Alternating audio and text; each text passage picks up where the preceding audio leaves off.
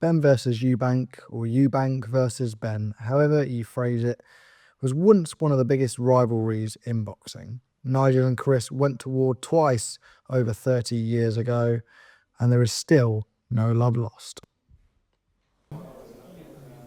You know, speaking of Junior as I do, I'm not pushing him up and telling you something that he isn't. If I did that, then I would be putting him in the firing line. I would be putting him in a very dangerous situation. No. He's the danger. I'm not doting on him. You know, he's earned his stripes. Only he hasn't got them yet in terms of world standards. Okay, he's got British. But I think it's becoming plain to see for the fans that this is the real deal. He doesn't have the cut of any of the other fighters here in Britain.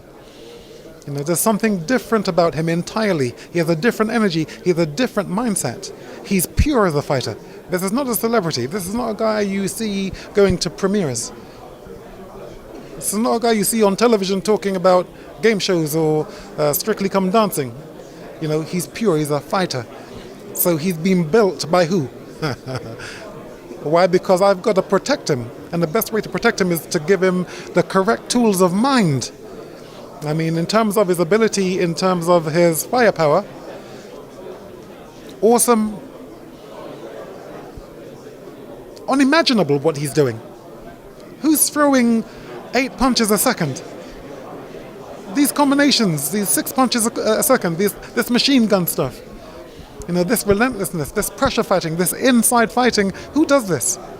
And I wouldn't say that is all me that's built that. He has taken on that spirit from, let's say, Mike McCallum, the body snatcher who trained him for 2 years in Vegas.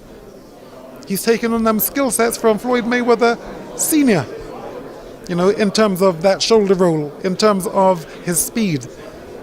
He's taken on, perhaps, my resilience or ignorance. You're not beating me. You don't worry, Nigel. I'm not going to allow you to actually leave your son to the wolves. Not going to happen. I'm going to be on him. I'm going to make him protect his son. He's going to be at these press conferences. That's right. How do you like me now? Well, I'll tell you what it was. It was like my emotions just really kind of took over. It was just like I just couldn't stand him. I really got on with every other boxer. He was the only one who really got under my skin because just the way that he conducts himself was completely different. It's just like, you know, if my I was eating breakfast and my sausage fell on the floor, I pick it up and put it on the plate. No, you won't do that. Two different kind of people. And so another reinvention now had to occur. So after that sort of devastating loss to Eubank, that must have really hurt. Like I say, we're watching, you always had that huge respect. No, listen, yeah, well, it was really. Well, it's so funny because like, I didn't realise his power. And he hit me a couple of times. Oh, he saw that hit me. Oh, man. My legs went. Because I didn't realise he had good power. He was strong. From the moment Conor Benn turned pro in 2019, he and Chris Eubank Jr. appeared destined to reignite their simmering tensions instigated by their fathers. And obviously we saw afterwards, you both said that potentially in the future that you could meet obviously at a catch weight or whatever it would be, super welter, or probably need to be a bit higher. How likely is that fight, you versus Chris Eubank Jr.? Whenever. I'm walking around now at super middle, so. You're just walking at super middle? Yeah, mate, I'm a big geezer.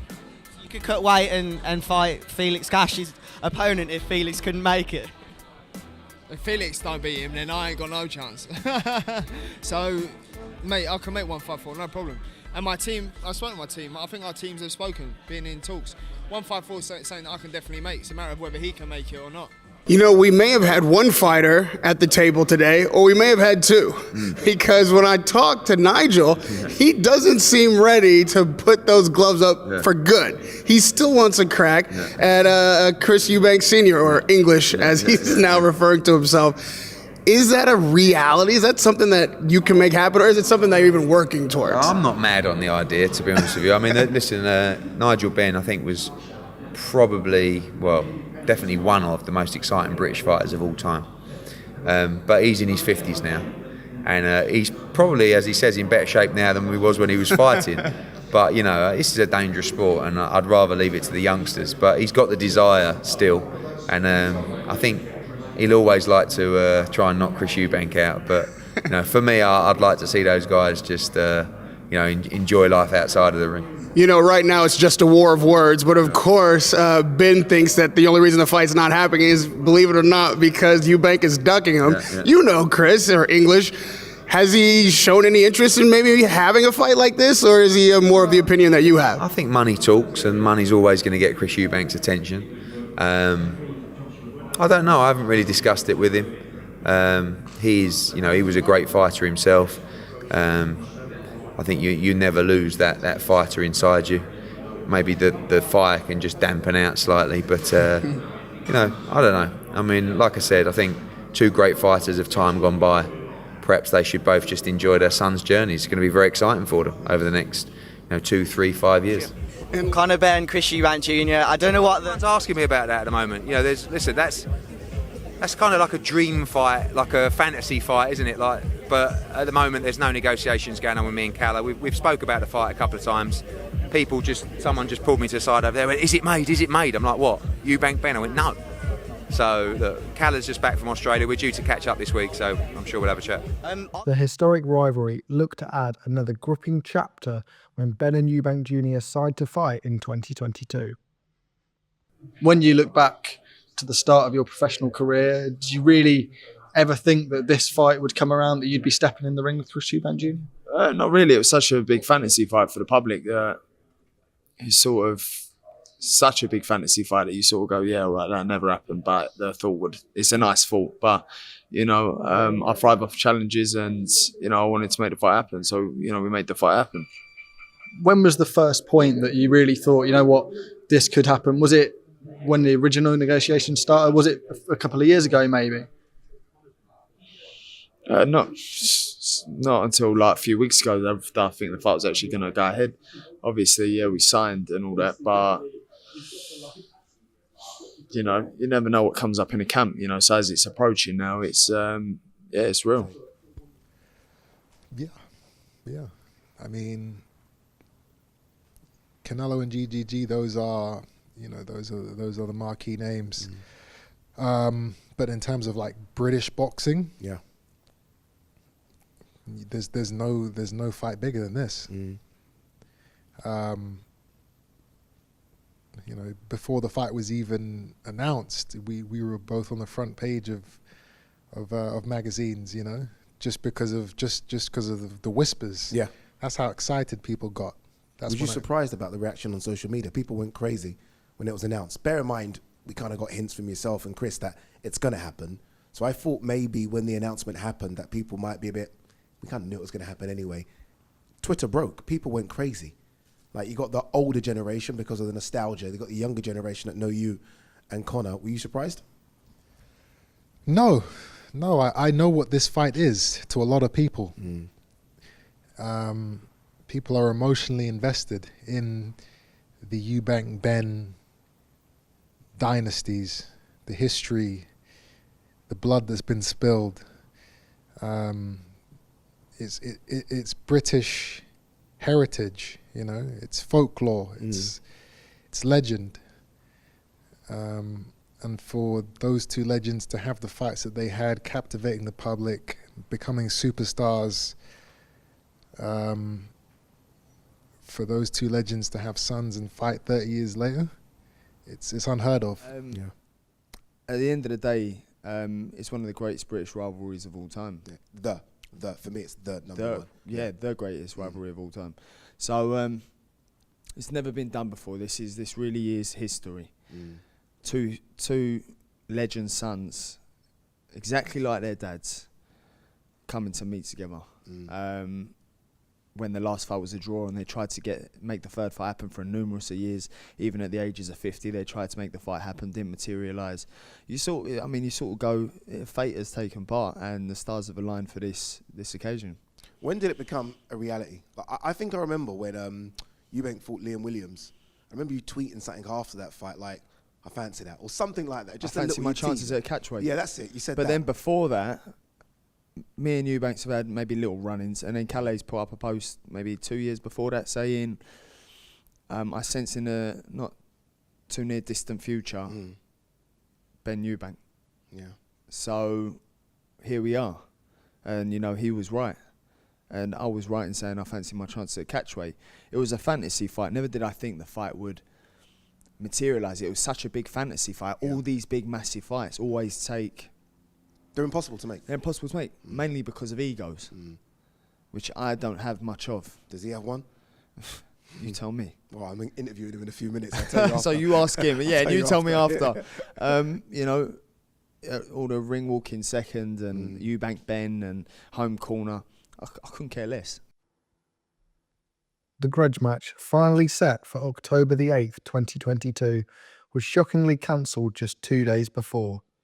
Benn tested positive for a banned drug clomiphene, and the British Boxing Board of Control withdrew their sanction of the fight, a key factor in the promoters ultimately abandoning the O2 Arena event.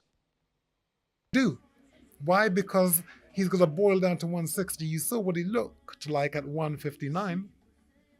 Emaciated. That's not a fight. That's the work for an assassin. And that's what that's what they're turning you into. An assassin for one guy. And you're destroying your entire career. You know, you go to the States and take those guys out. You have the ability. I've always backed you. I've never said that you juiced up, that you knew anything about it. It's the people around you. Look at them. I'm not accusing them, but it's somebody, but you have to think twice. Eddie, do you believe Conor Benn's next fight will be Chris Eubank Jr?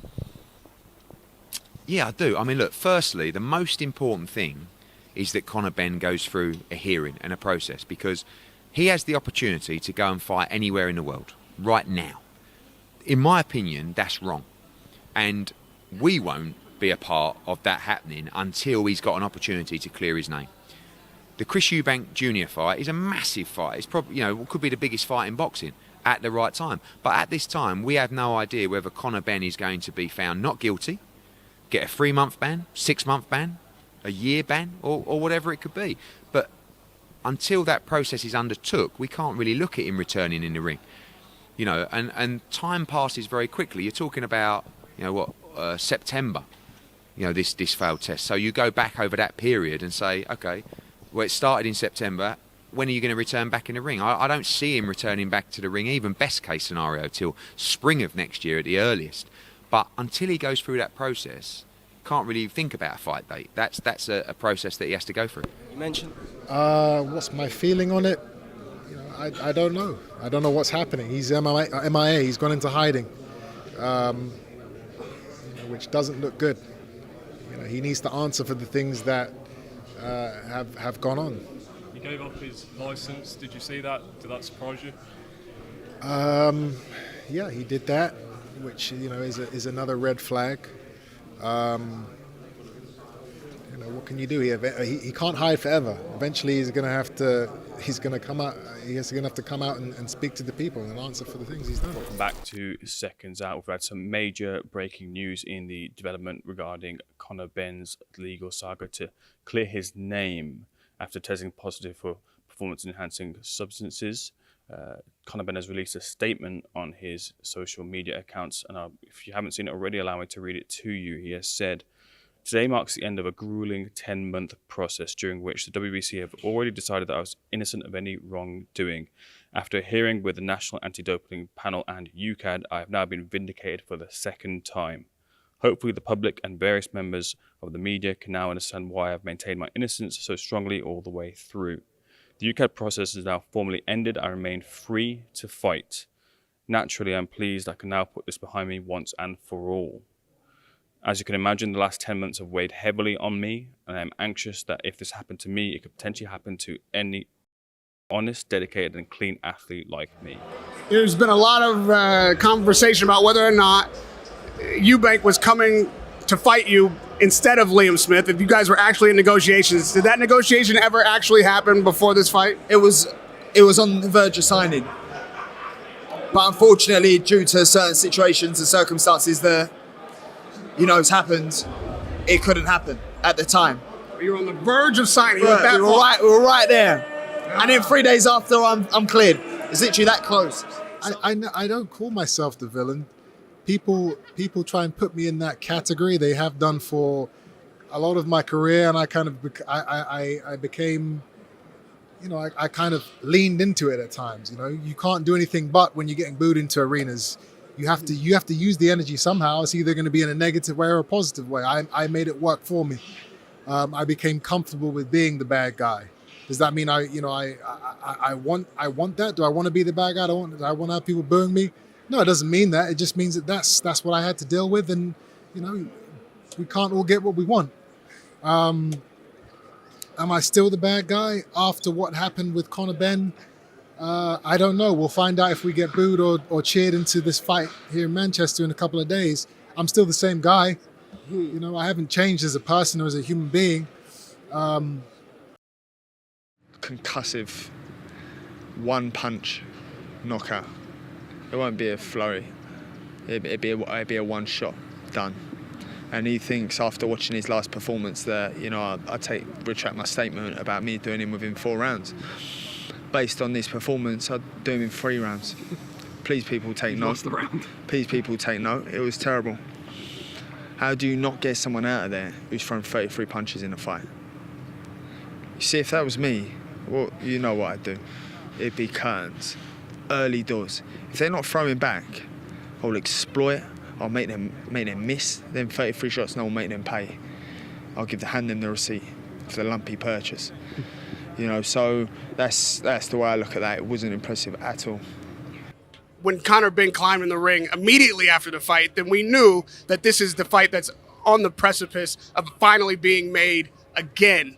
Seems like you got a stalker out there. I mean, this is giving me let's go champ energy. Is this getting under your skin? Do I look like anything ever gets under my skin? You say you like it, but then I also you seem irritated. It's not that I like it. I don't like an idiot getting in front of me while I'm trying to cut weight and pushing me. Of course I don't like that. I don't like somebody getting into the ring and putting his head in my face. But I understand that this guy wants to take me out. There is a real beef between us. It is real.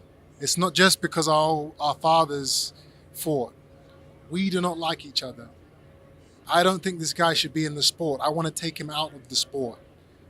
It's personal between us, and I can't wait for that fight.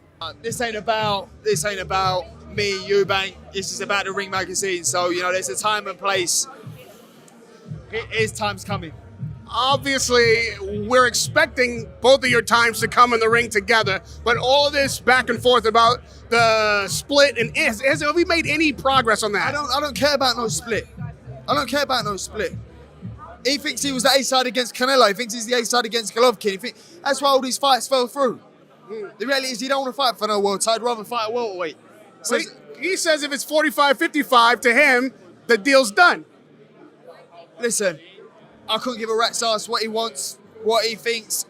It makes no difference to me. As far as I'm aware, I've said yes to fight for the world title. That's where things currently stand. I will fight for the WBC world title. That's my choice. So, unless he comes correct, go fight Shiraz, go fight Janibek, go fight Damas, go fight Lara. Lose to every single one of them. Is going to be, where is the negotiation with Conor Benn, and how close are we to something being locked in, at least for 25? We're close. We're not there yet, but the terms have been set, and there's pretty much only a couple of things stopping it from being announced, really. I expect that they will be smoothed out over the next couple of weeks, but we'll see. The term that seems to be always the outlier is the split. We heard Eddie Hearn talking this week about if it's 50-50, the fight's done already. If it's 45-55, it can't happen. So by you saying the terms are set, have we agreed the split? I've set the terms, and if those terms aren't met, then the fight doesn't happen. So is he then correct that it's a 45-55 standoff? Yes. The A side doesn't split with the B side. Is there a bigger fight for you than Conor Benn? The question of the A side and the B side has been the argument back to Pacquiao Mayweather, but without each other, neither one of you can make a fight of this magnitude. Does that factor in at all? No, I don't need Conor Benn. I'm comfortable. I'm happy. I've made my money, and there are many other massive fights out there for me. So the ball's in their court. More than 2 years on from their cancelled clash, with Benn's suspension now lifted and Turki Al-Sheikh working his magic, the fight has been revived and will take place, all being well, this April in London. Radio Raheem here with breaking news. Overnight, His Excellency Turki Al-Sheikh has announced Chris Eubank Jr. versus Conor Benn is finally done. The bout is expected to take place in April in London. It's speculated that April 26th is the date, although Turki Al-Sheikh has not confirmed that.